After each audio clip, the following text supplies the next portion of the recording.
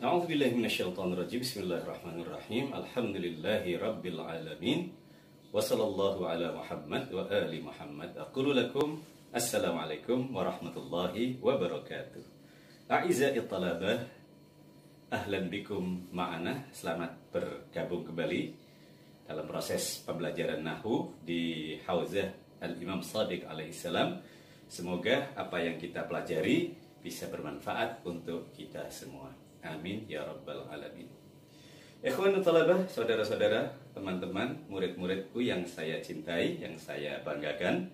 Pada kesempatan ini kita akan lanjutkan kajian kita tentang Aqsamul Kalimah yang nomor 2. Minggu kemarin kita telah belajar tentang Aqsamul Kalimah bagian nomor 1, yaitu isim, definisi isim serta ciri-ciri umum isim. Sekarang kita masuk pada pembahasan fi'il, pembahasan tentang fi'il. Dan perlu saya ingatkan kembali bahwa kata dibagi menjadi 3, isim, fi'il, huruf. 3 hal ini merupakan komponen dasar dalam pembentukan suatu struktur kalimat dalam bahasa Arab. Semua kata, semua kalimat, semua karangan berbahasa Arab itu gabungan dari 3 hal utama ini, yaitu isim, fi'il, huruf. Isim telah kita lewati, sekarang kita masuk pada fi'il. Apa itu fi'il? Definisinya apa? Ada berapa macam-macam fi'il, serta ciri-ciri apa yang melekat pada fi'il yang tidak melekat pada yang lain. Tapi sebelumnya, sebelum kita membahas lebih jauh tentang apa itu fi'il, definisi fi'il, serta macam-macam fi'il, maka tentunya dalam proses belajar ini kita harus punya tujuan terlebih dahulu. Apa tujuan utama belajar tentang fi'il ini? Ahdafud dars, seperti yang ada dalam tulisan, dalam papan, ada ahdafud dars, tujuan pembelajaran. Ada 3 tujuan utama. Sebagaimana waktu kita belajar isim juga ada 3 tujuan utama, maka saat kita belajar fi'il sekarang juga ada 3 tujuan utama. Apa saja? Yang pertama, ayyata'arrafat talib ila ta'rifil fi'li wa anwa'i. Hendaknya pelajar, hendaknya santri, siswa yang belajar fi'il tentunya bisa mendefinisikan fi'il itu apa, juga bisa mengetahui macam-macam fi'il, bisa mendefinisikan, mengetahui macam-macam fi'il. Itu tujuan pertama. Tujuan kedua, ayyumayyiza bainal fi'lil madhi wal mudhari' wal amr. Bisa membedakan mana itu fi'il madhi, mana itu fi'il mudhari', mana itu fi'il amr, tentunya dengan tanda-tanda yang melekat pada ketiganya. Dan tujuan ketiga, mampu menyusun kalimat, menyusun kata-kata, menyusun sebuah artikel, membuat suatu buku berbahasa Arab yang di dalamnya ada fi'il madhi, fi'il mudhari' dan fi'il amr. 3 tujuan ini, 3-tiganya harus kita raih. Kalau tidak bisa kita raih, berarti kita gagal belajar tentang fi'il. Oke, next kita masuk pada ma huwal fi'il. Tanda tanya. Ma huwal fi'il. Apa kira-kira fi'il itu? Kalau kemarin isim kita kenal dengan kata benda, maka ma huwal fi'il, fi'il adalah kata kerja.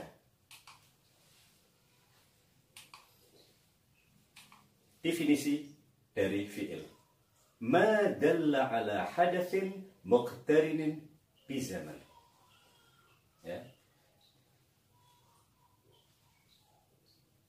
Kata yang menunjukkan sebuah peristiwa. Jadi fi'il adalah kata yang menunjukkan suatu peristiwa yang terkait dengan waktu. Kalau isim kemarin madalla ala syai'in atau madalla ala makna, madalla ala ismi insan, ismi hayawan, ismi jamad, kata yang menunjukkan arti, nama orang, nama binatang, nama tumbuhan, nama benda, dan lain-lain, itu isim. Kali ini madalla ala hadath. Kalau itu tadi, kalau isim itu menunjukkan arti sesuatu, maka fi'il itu peristiwa, menunjukkan suatu peristiwa yang terjadi. Ya, karena peristiwa, maka tentunya terkait dengan waktu. Madalla ala hadatsin muqtarin bizamanin. Ya, kata yang menunjukkan pada suatu peristiwa yang terkait dengan zaman. Ya, zaman, waktu tentunya kita tahu waktu itu ada 3, yaitu waktu lampau, waktu sekarang, dan waktu yang akan datang. Itulah disebut fi'il. Cuma dalam bahasa Indonesia dikenal dengan kata kerja. Isim itu kata benda, fi'il itu kata kerja. Contoh misalnya, apa? Akala Muhammadun at-tuffahata. Muhammad makan apel. Makan itu suatu peristiwa makan. Ya. Peristiwanya adalah makan. Nah, makannya itu kapan? Ketika kita menggunakan akala, maka makannya udah selesai. Sudah berlalu waktunya. Namanya dhamir madhi. Sorry, bukan dhamir, zaman madhi.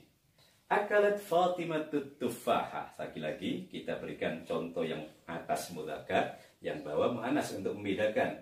Saat berupa fi'il madhi, akala untuk mudzakkar, bagaimana kalau digunakan muannas? Jadinya akalat, ada tambahan tak, mati, namanya tak taknis. Ya.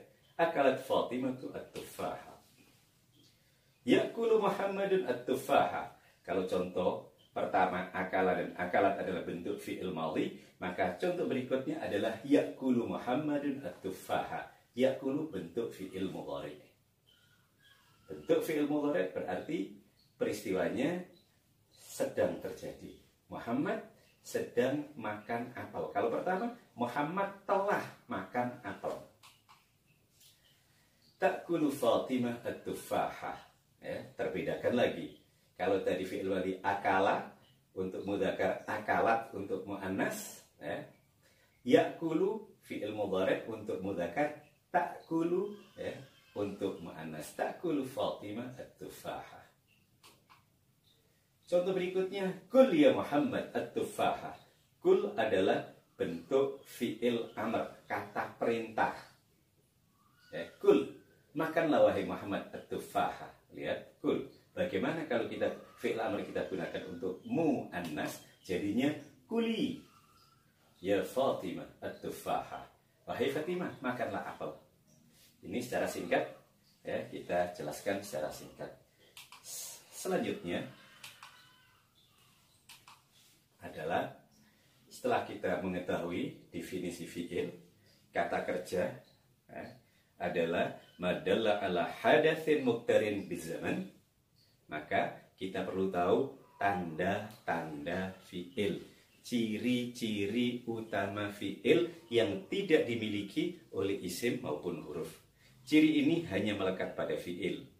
Namanya juga ciri khas. Jadi tidak ada yang memiliki selain fi'il. Ya. Apa tanda dan ciri khas, ciri khusus untuk fi'il? Apa saja? Yang pertama, kita baca lil fi'li alamatun khasah. Ya. Fi'il itu punya tanda yang khusus, bagaimana juga isim punya tanda khusus. Yang pertama, bisa kemasukan qad. Kalau ada kata di depannya ada qad, pasti itu fi'il nanti. Ya. Contoh, qad aflahal mu'minun. Sungguh beruntung orang-orang mukmin. Qad aflaha. Aflaha itu fi'il karena ada qad. Qad ya'lamullahul mu'awwiqina minkum. Ya'lamu fi'il karena sebelumnya ada qad. Berarti qad di sini masuk pada fi'il madhi, juga masuk pada fi'il mudhari. Itu qad. Tanda yang lain apa? Adalah sin dan saufa. Huruf sa dan saufa. Saat berdiri sendiri tidak punya arti dia. Tapi kalau disandingkan dengan sa'adhabu atau saufa adhabu ilal madrasah, maka sa sekarang punya arti. Apa? Artinya akan sa. Saufa apa artinya? Ma. Akan juga. Hanya bedanya kalau sa itu akannya dalam waktu dekat, kalau saufa dalam waktu yang lama. akannya. Ya, kalau sa'adhabu ilal madrasah, dalam waktu dekat ini saya akan pergi ke sekolahan. Kalau saufa adhabu ilal madrasah, dalam waktu lama, ada corona jadi tidak pergi ke sekolah, jadi saufa adhabu ilal madrasah bisa babi corona. Naam. Lanjut. Sin dan saufa hanya masuk pada fi'il mudhari'. Ta'ul fa'il. Apa tak fa'il itu? Kalau antum pernah belajar sorof, tasrifan fa'ala, fa'ala, fa'alu, fa'alat, fa'alata, fa'alla, fa'alta. Nah, fa'alta itu ta'ul fa'il. Fa'alta, fa'alti, fa'altu itu namanya ta'ul fa'il. Ini hanya melekat, tanda ini hanya melekat pada fi'il madhi. Ada lagi yaitu ta'ut ta'nis, tak mu'annas. Seperti dalam contoh yang pertama tadi, akala jadi akalat. Nah, akalat, tak yang ada, tak sukun yang di belakang fi'il madhi akalat, syaribat, fa'alat, alimat itu namanya ta'ut ta'nis. Tak itu menunjukkan mu'annas. Ini juga hanya melekat pada fi'il madhi saja. Setelah kita mengetahui ciri-ciri fi'il, sebelumnya juga kita mengetahui tentang definisi fi'il, maka kita masuk pada anwa'ul fi'il. Ada berapa macam sih fi'il itu? Fi'il itu ada 3 macam. Apa saja? Kita lihat. Ya, anwa'ul fi'li thalatha. Lihat. Anwa'ul fi'li thalatha. Awalan al-madhi, yang pertama fi'il madhi. Apa itu fi'il madhi ya ikhwan? Apa fi'il madhi itu? Fi'il madhi adalah apa? Madalla ala hadatsin waqa'a fi ma madha. Fi'il madhi adalah kata yang menunjukkan suatu peristiwa yang telah terjadi. Fi ma madha. Peristiwa itu sudah terjadi. Contoh, kataba Muhammadun ad-darsa. Muhammad menulis pelajaran. Kapan peristiwa menulis? Peristiwanya sudah lalu, sudah terjadi. Jadi kalau kita terjemahkan bahasa Indonesia, kataba Muhammadun ad-dars artinya Muhammad telah menulis pelajaran. Contoh berikutnya atau anwa'ul fi'il yang kedua adalah al-mudhari'. Apa itu mudhari'? Fi'il, yaitu kata kerja yang menunjukkan suatu peristiwa yaqa'u haliyan aw mustaqbalan. Jadi kata kerja itu, peristiwa itu terjadinya saat ini atau saat yang akan datang. Haliyan itu saat ini, mustaqbal itu yang akan datang. Jadi fi'il mudhari' itu punya 2 zaman, punya 2 waktu. Waktu sekarang dan waktu yang akan datang yang dikenal dengan al-hadir atau al-hali dan al-mustaqbal. Itu fi'il mudhari'. Contohnya bagaimana? Kalau tadi katabah ya berarti sekarang yaktubu. Yaktubu Muhammadun ad-darsa. Muhammad saat ini menulis pelajaran. Saat ini sekarang. Atau kalau kita kasih sa, ya, sayaktubu Muhammadun ad-darsa. Muhammad akan menulis pelajaran. Nanti berarti akan.